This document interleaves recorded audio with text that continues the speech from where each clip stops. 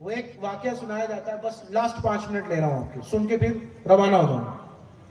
ایک واقعہ بیان کیا جاتا ہے, کہتے ہیں ایک شخص تھا, اس کے کاروبار میں برکت نہیں تھی, بڑا پریشان, بڑا کام بھی تھا لیکن برکت ہی نہیں, چلتا ہی نہیں تھا دھندا.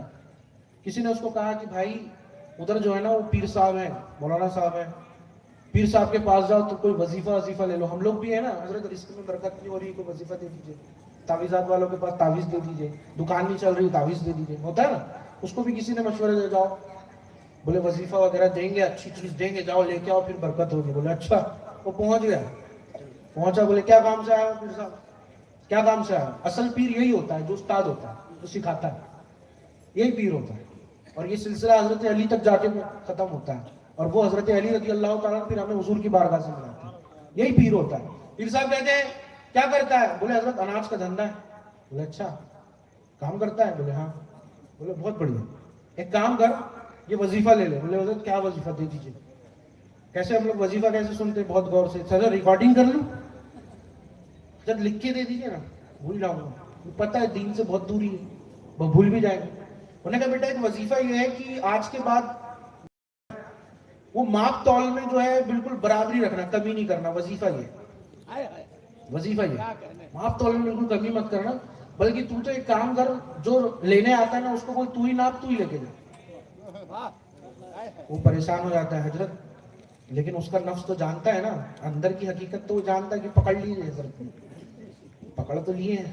وہی تو ہم کہتے ہیں بزرگوں کی بارگاہ میں جب پکڑ لیتے ہیں تو چھوڑ دے بھی نہیں, پھر پکڑ لیے حضرت نے. وظیفہ تو اچھا تھا, چلا گیا. پوچھا کسی نے وظیفہ دیا ہے, ہاں یار وظیفہ تو دیا ہے. کب سے عمل کر رہا ہوں, بس کل سے انشاءاللہ. بولے کل سے کیوں, ابھی سے کرو. ہاں بولے چلے ابھی سے کرتا ہوں. اب اس نے کیا کیا, ایک ماحول بنا لیا اپنا, اناج لینے باہر سے کوئی بھی آیا, بھیا تو ہی ناپ, تو ہی لے جا. اب وہ جس طرح چاہیے ہوتا تھا ناپتا تھا اور لے کے چل دیتا تھا. اس کی اتنی شہرت ہوئی کہ بھائی ایک دکاندار ایسا ہے کہ خود ہی ناپو. آج کل تو ڈی مارٹ کا زمانہ ہے, پہلے نہیں تھا, لیکن ڈی مارٹ میں بھی ناپنے والے تو موجود ہی ہوتے ہیں نا آج کل اس طرح کے ماحول, لیکن پہلے نہیں تھا, ناپنا تو پڑتا ہی تھا.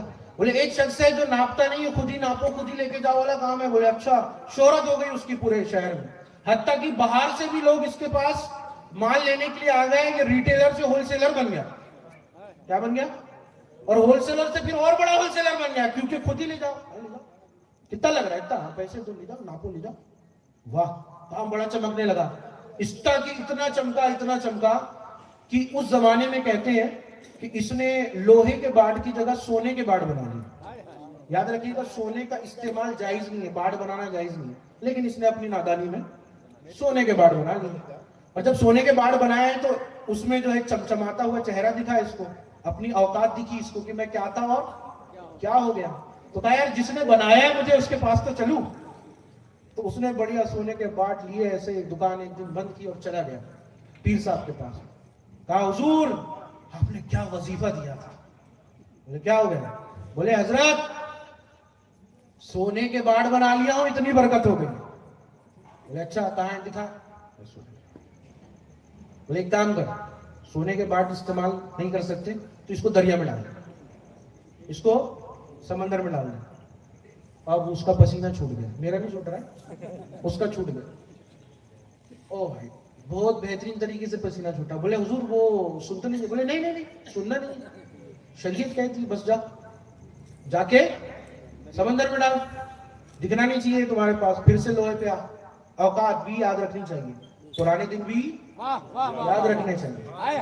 بولے پھر سے لوہے پہ سونے کے بعد بیٹھ. پھر صاحب نے دوسری تربیت بھی کر دی.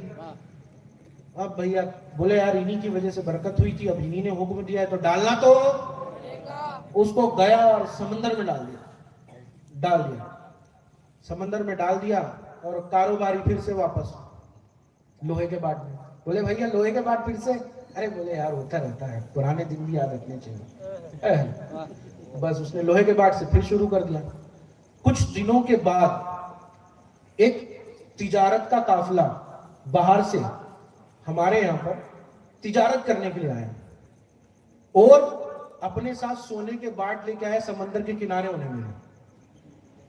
تو نیک دل تاجر تھے, پوچھا یار یہ شہر میں سونے کے باٹ کس کے ہوں گے.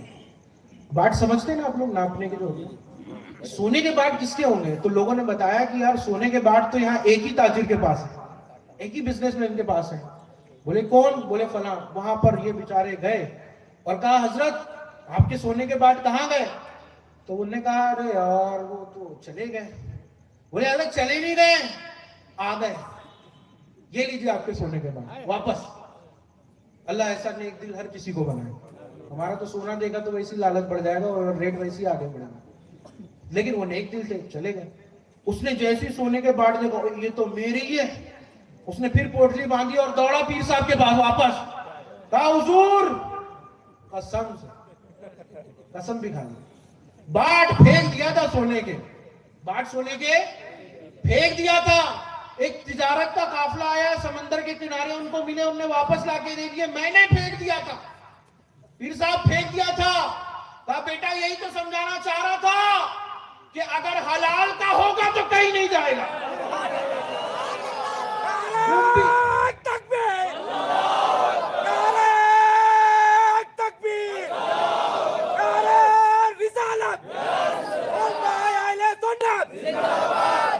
बेटा यही तो समझा रहा था, हलाल का है, दरिया में फेंक दिया है तो भी अल्लाह तुझे वापस करेगा। हाय हाय हाय, अब सोचो अगर हलाल का है, दरिया में फेंक दिया था, अल्लाह ने वापस किया, अल्लाह का है और अल्लाह की राह में दोगे तो कैसे वापस करेगा? वो तो फरमाता है तुम मुझे एक दो, मैं तुम्हें इसके बदले 10 दूंगा और 10 की भी परवरिश करूंगा और इतना दूंगा कि शुमार में नहीं आए। मिसालें दी, एक गेहूं का दाना लगता है खेत में, फिर वो उगता है, फिर उससे सुंबुल उगती है। अल्लाह फरमाता है तुम्हारे सदके की परवरिश मैं इस दाने की तरह करता हूं। कुरान में बयान फरमाया।